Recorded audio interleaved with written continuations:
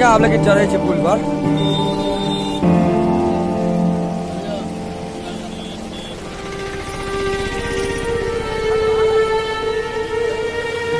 पूरा चढ़ गए पानी लेकिन पुल पर हो बड़ा सिचुएशन गड़बड़ हो उधर से अगलो बेर से ज्यादा पानी आबि गेल बहुत अगला बेर तो पानी ज्यादा आयल छे।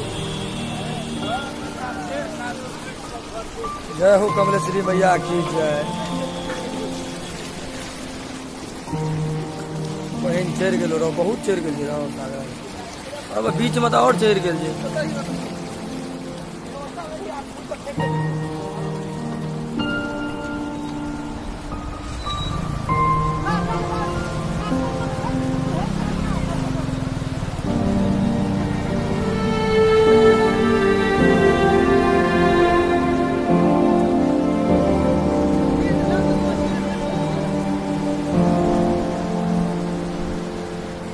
लीलगा देखा रहा छो देखी ना।